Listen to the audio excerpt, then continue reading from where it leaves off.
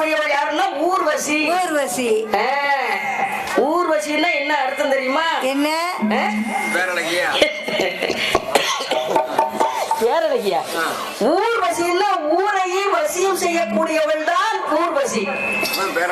ஊர் மக்களை வசியம் செய்யக்கூடியவள். அழகு தேவையில்லை.